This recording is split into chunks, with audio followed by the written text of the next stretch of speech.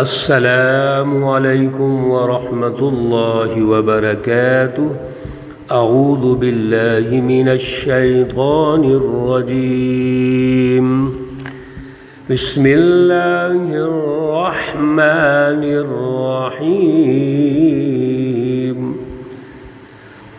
وَإِذَا رَأَيْتَهُمْ تُعْجِبُكَ أَجْسَامُهُمْ وَإِن يَقُولُوا تَسْمَعْ لِقَوْلِهِمْ كَأَنَّهُمْ خُشُبٌ مُّسَنَّدَةٌ يَحْسَبُونَ كُلَّ صَيْحَةٍ عَلَيْهِمْ هُمُ الْعَدُوُّ فَاحْذَرْهُمْ قَاتَلَهُمُ اللَّهُ أَنَّىٰ يُؤْفَكُونَ۔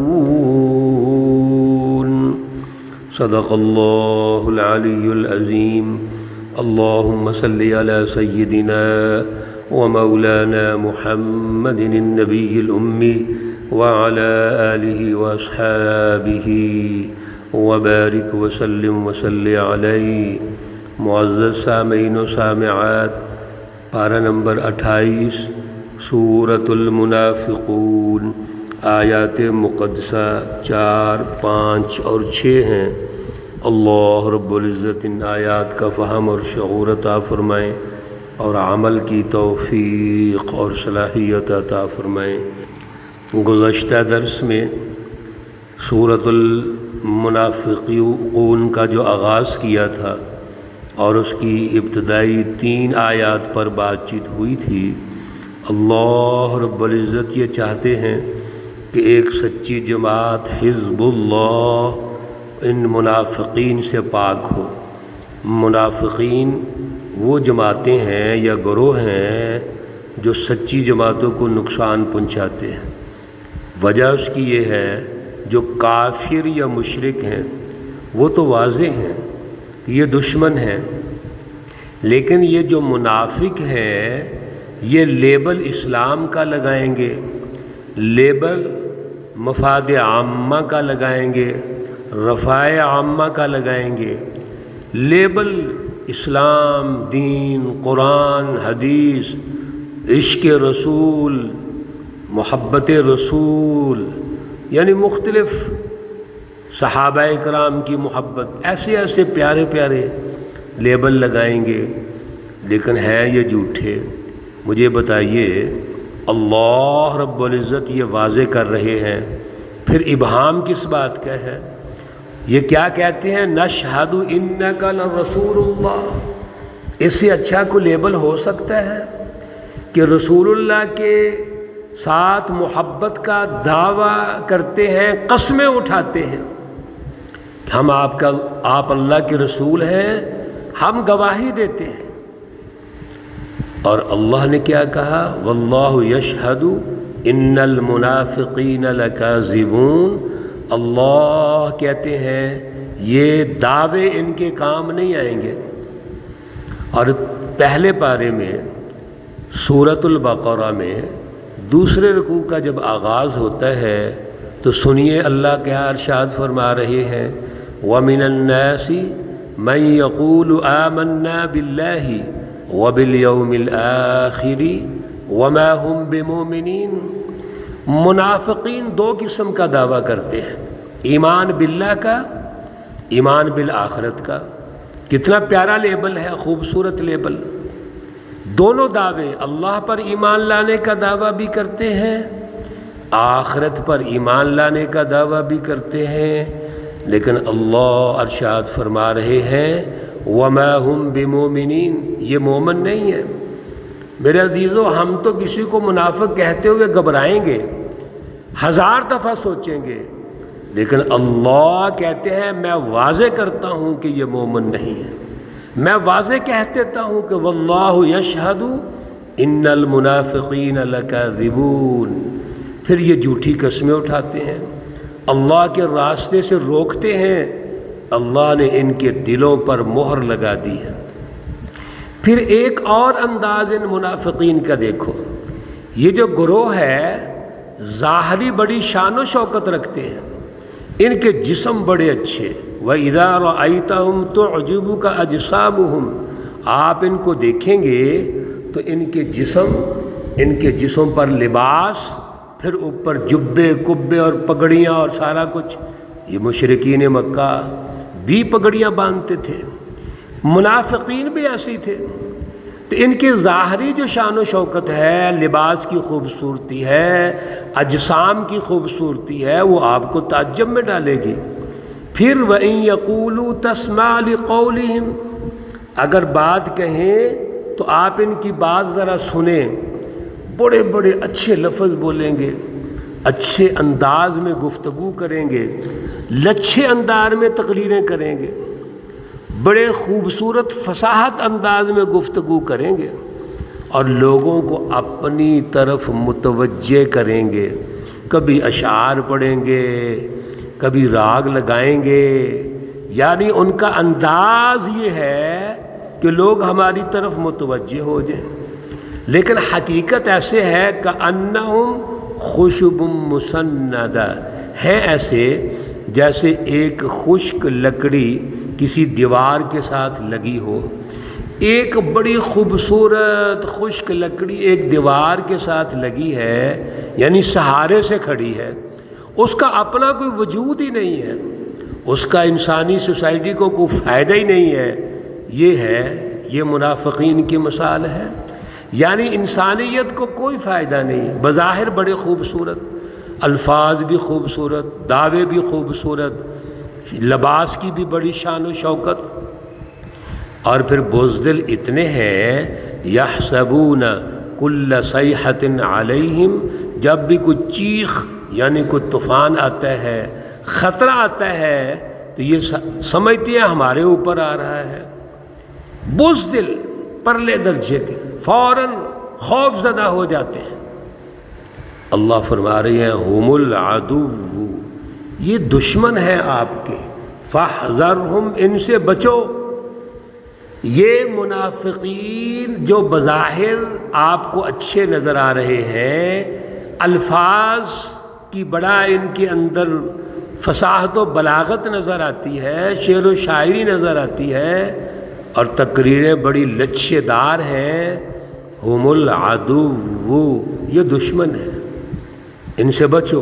قاتلہم اللہ، اللہ ان کی گردن مار دیں گے، قتل کر دیں گے۔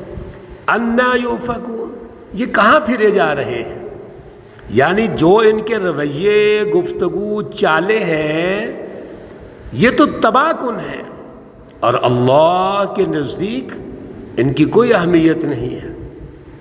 پھر ایک اور ان کا رویہ، منافقین اندر سے کھوٹے ہیں، لہذا جب ان سے کہا جاتا ہے وَإِذَا قِيلَ لَهُمْ، جب ان سے کہا جاتا ہے کہ تعالوا يستغفر لكم رسول اللہ، آپ آئیے اللہ کے رسول کے دربار میں، وہ آپ سے بخشش مانگیں گے، مغفرت طلب کریں گے، اللہ سے ریکویسٹ کریں گے، گزارش کریں گے آپ کو معاف کرنے کی، تو ان کا انداز یہ ہوتا ہے لووا رؤوسہم، اپنے سروں کو مٹکاتے ہیں، ورأیتہم یصدون، اور آپ ان کو دیکھیں گے روکتے ہیں اللہ کے راستے سے، وہم مستکبرون، اور یہ متکبر ہیں، تکبر کرتے ہیں۔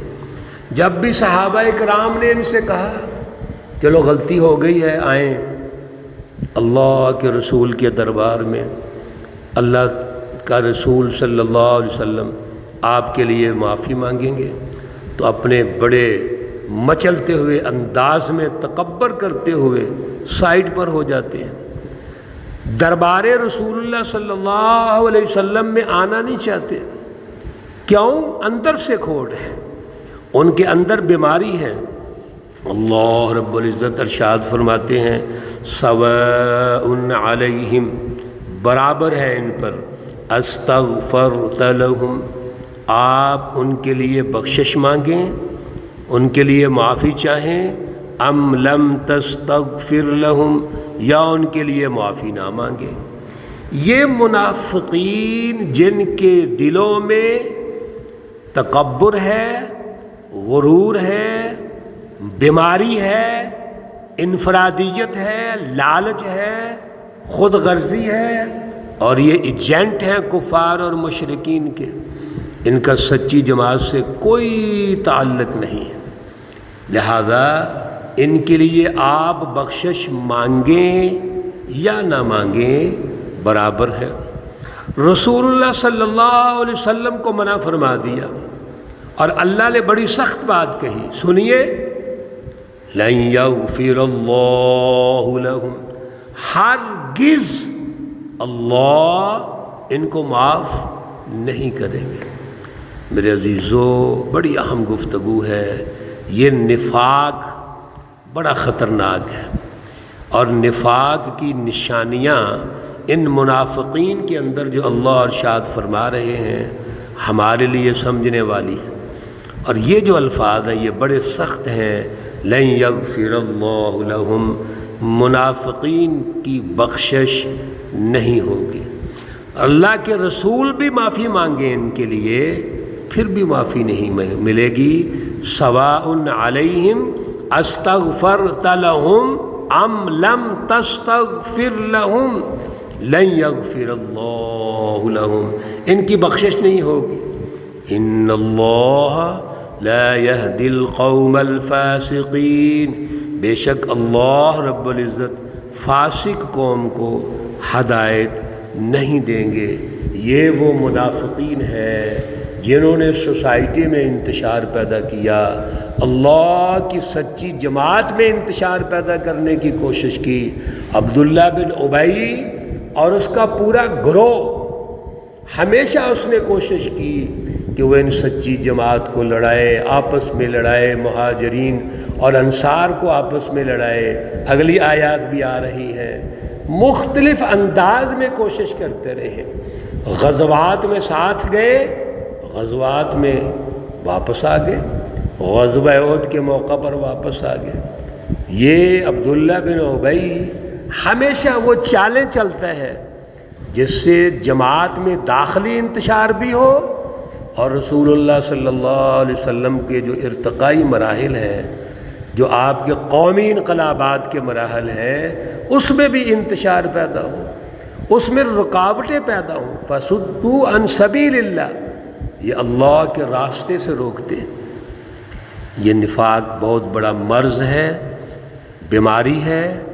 جب ہم نے یہ کہہ دیا کہ ہم اللہ پر ایمان رکھتے ہیں، ربنا اللہ، ثم استقاموا، پھر اس کا حزب اللہ کا جو عمل و کردار یہ ہے کہ وہ اس پر جد و جہد کرتے ہیں، مستقل مزاجی سے قائم رہتے ہیں، اور اللہ کی بالادستی کے لیے اپنی جان اور مال قربان کر دیتے ہیں۔ لیکن یہ کام منافقین کبھی نہیں کریں گے۔